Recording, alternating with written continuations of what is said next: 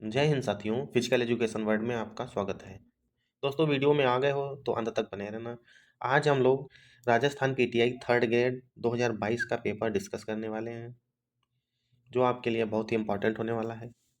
आइए दोस्तों, चलते हैं अपनी क्लास की ओर। वीडियो को स्टार्ट कर लेते हैं। क्वेश्चन नंबर 1, वॉलीबॉल पुरुष नेट की ऊंचाई होती है।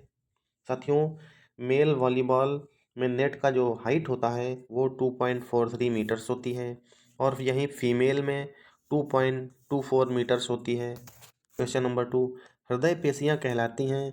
याद रखना दोस्तों, हृदय पेशियों को मायोकार्डियम कहा जाता है। क्वेश्चन नंबर 3, स्ट्रेस फ्रैक्चर सामान्यतया होता है। साथियों, इस प्रश्न को राजस्थान आयोग द्वारा डिलीट कर दिया गया था। क्वेश्चन नंबर 4, एथेंस में टेक्सोटेस कौन था। तो साथियों, टेक्सोटोस जो है एथेंस में तीरंदाजों को कहा जाता था। क्वेश्चन नंबर 5, विश्व स्वास्थ्य संगठन का मुख्यालय कहाँ स्थित है। तो सही जवाब ऑप्शन बी जिनेवा हो जाएगा। विश्व स्वास्थ्य संगठन को WHO बोलते हैं, वर्ल्ड हेल्थ ऑर्गेनाइजेशन। इसकी स्थापना 7 अप्रैल 1948 में हुई थी और WHO की स्थापना जो है जिनेवा में हुई थी।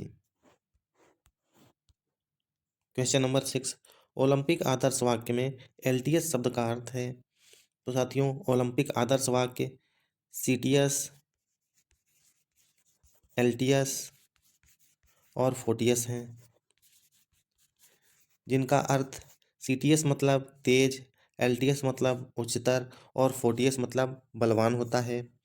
दोस्तों, टोक्यो ओलंपिक 2021 में जो आयोजित हुआ था, इसमें एक शब्द और जोड़ा गया, कम्यूनिटर, जिसका अर्थ होता है साथ में। तो अभी वर्तमान में ओलंपिक आदर्श वाक्य 4 हो गए हैं, CTS, अल्टियस, फोर्टियस और कम्यूनिटर को टुगेदर भी कहा जाता है।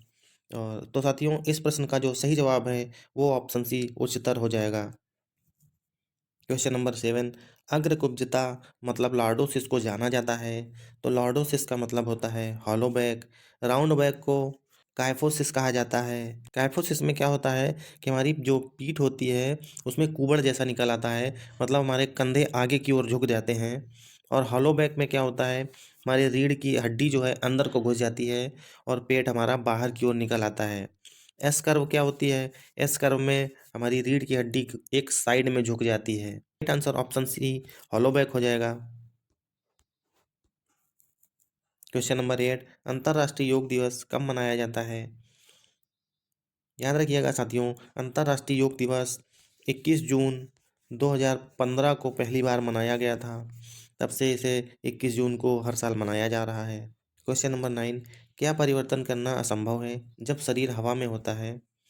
तो सर, जब शरीर हवा में होता है तब द्रव्यमान को परिवर्तित नहीं किया जा सकता है।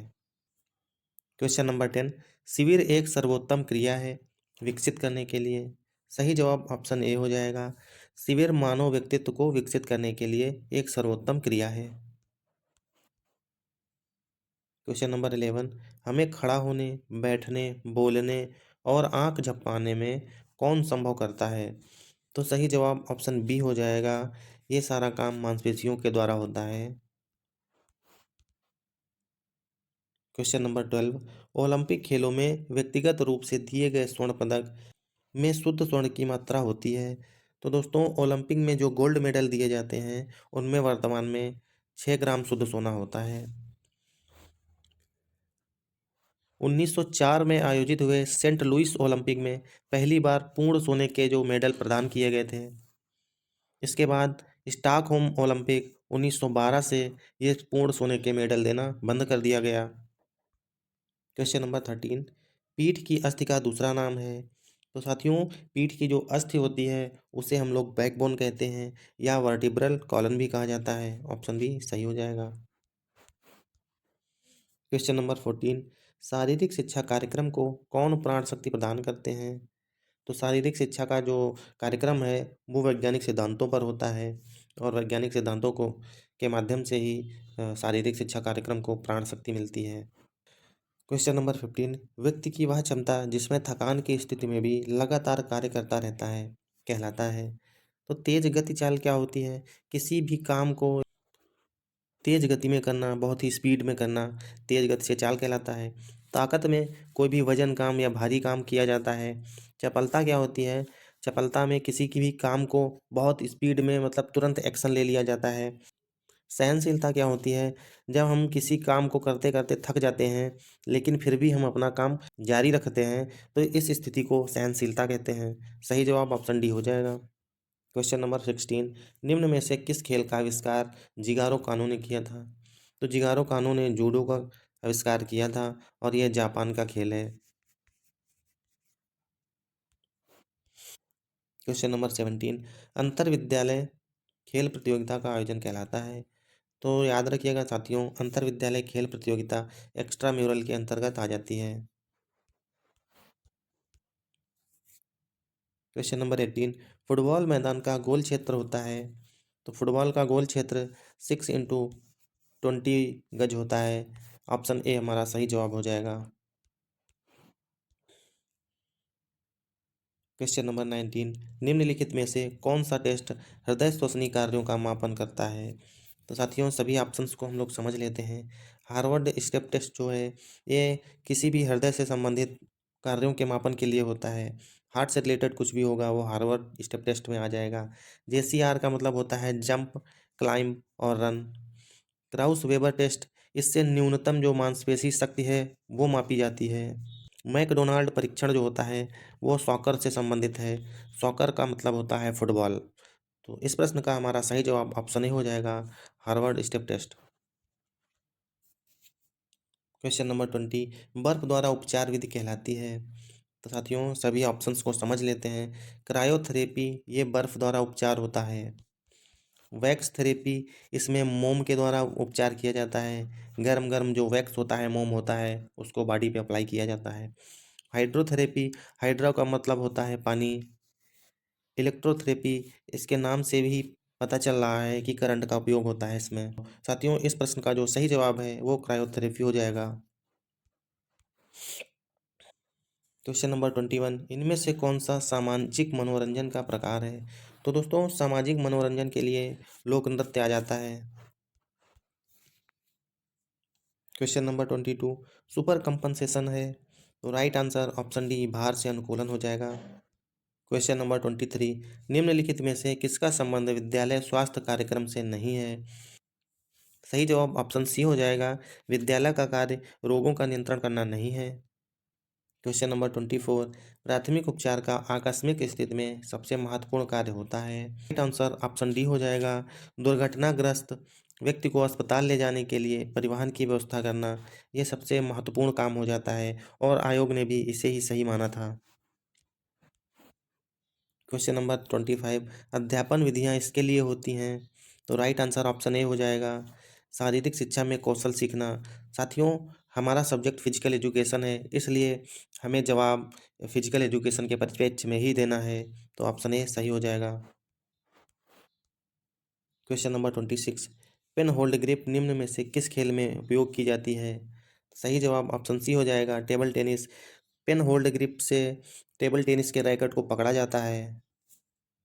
क्वेश्चन नंबर 27, फार्टलेग प्रशिक्षण कहलाता है। राइट आंसर ऑप्शन सी हो जाएगा, फार्टलेग जो प्रशिक्षण है इसे स्पीड प्ले के नाम से भी जानते हैं और इसको गेस्टा होमर ने बनाया था। क्वेश्चन नंबर 28, दुग्ध व दुग्ध पदार्थ में सर्वाधिक मात्रा में पाया जाने वाला पोषक तत्व है। राइट आंसर ऑप्शन सी हो जाएगा, दूध में कैल्शियम सर्वाधिक मात्रा में पाया जाता है। क्वेश्चन नंबर 29, किस प्रकार की अभिप्रेरणा का सीखने में अधिक प्रभाव पड़ता है? राइट आंसर ऑप्शन डी है, जब हमें उपलब्धियां प्राप्त होती हैं तो ये हमें अंदर से प्रेरित करती हैं। मतलब अभिप्रेरणा जो है वो आंतरिक रूप से आने लगती है जब हमें उपलब्धियां प्रदान की जाती हैं। क्वेश्चन नंबर 30, क्यू शब्द किस खेल से संबंधित है? तो क्यू शब्द का संबंध बिलियर्ड्स से है। क्वेश्चन नंबर 31, गुरुत्व निरंतर शक्ति की पूर्ति करता है। तो दोस्तों गुरुत्व जो होता है वो सदैव विपरीत दिशा में लगता है।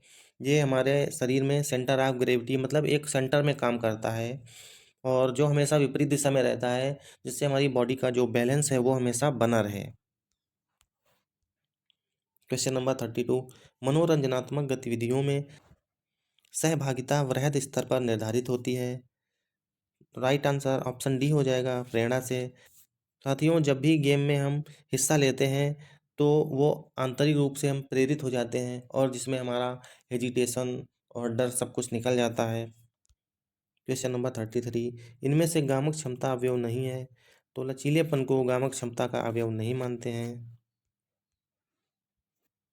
क्वेश्चन नंबर 34, निम्न में से कौन सी क्रिया मनोरंजन की नहीं है? ऑप्शन सी सही जवाब हो जाएगा, योग आसन करना। योग आसन हम अपने शरीर को स्वस्थ रखने के लिए करते हैं, शारीरिक फिटनेस को बनाने के लिए करते हैं।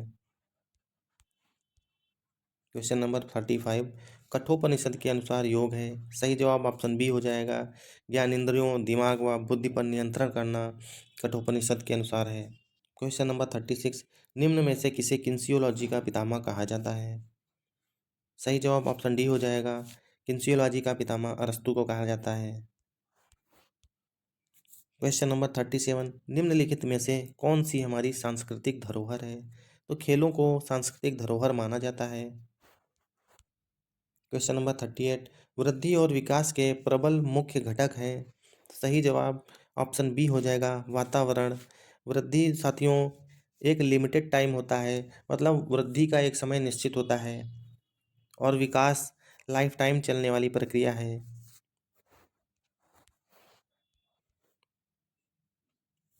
क्वेश्चन नंबर 39, बड़ी संख्या में छात्रों को नियंत्रित किया जाता है। राइट आंसर ऑप्शन बी हो जाएगा, छात्रों को नियंत्रित करने के लिए आज्ञा विधि का प्रयोग किया जाता है। क्वेश्चन नंबर 40, योग का प्रमुख उद्देश्य क्या है? राइट आंसर सी हो जाएगा, योग का जो मुख्य उद्देश्य है मन को नियंत्रित करना है। साथियों, ये आज की क्लास के हमारे 40 प्रश्न थे। उम्मीद करता हूँ आप लोगों को पसंद आए होंगे। बाकी के बचे हुए प्रश्नों को हम अगली क्लास में कवर करेंगे। साथियों, मिलते हैं अगली क्लास में बचे हुए प्रश्नों के साथ में। तब तक हंसते रहिए, मुस्कुराते रहिए। जय हिंद।